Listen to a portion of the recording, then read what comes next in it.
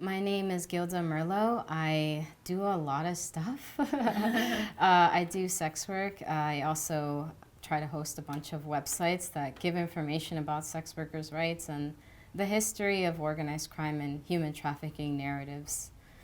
Back in the day, during the late 1800s, they just abolished slavery, so there's a lot of paranoia about that, and there were new immigrants, so like Irish, Italians, Germans, Chinese were a big one, and women were starting to enter the workplace, so there's a lot of anxieties.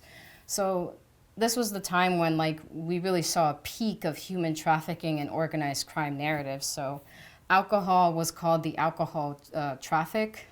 People who sold alcohol, bartenders, people who worked at saloons, they were called liquor dealers.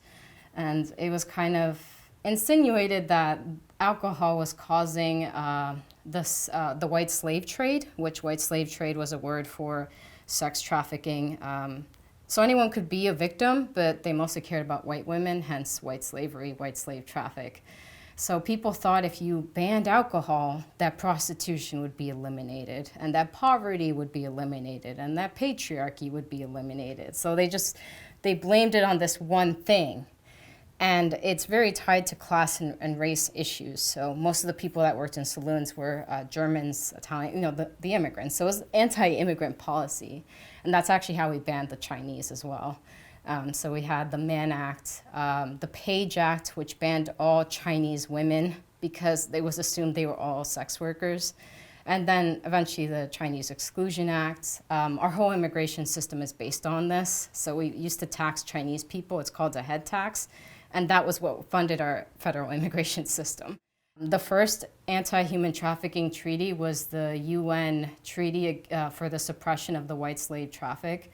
The current one is the UN Treaty Against Transnational Organized Crime. And that's where our current human trafficking definition comes from.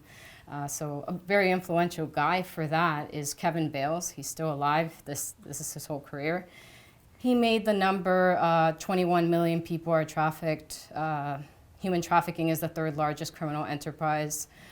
Human trafficking is modern day slavery. That all comes from him. It's based on guesses. It's what his narrative is. And everyone just kind of took it as fact. But there's no data to back it up. So we have to address systematic issues instead of these narratives that have been ongoing.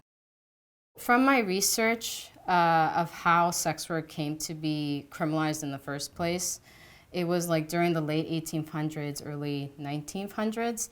There really wasn't the pimp sex worker relationship that a lot of people like to talk about so much. That usually didn't exist. It's kind of like the smuggler-immigrant relationship.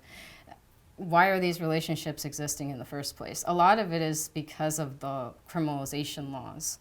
So we have to stop creating so much dependency on that, and a lot of that is to get rid of the fear that we've been imposing and the carceral solutions that we've been imposing on these groups.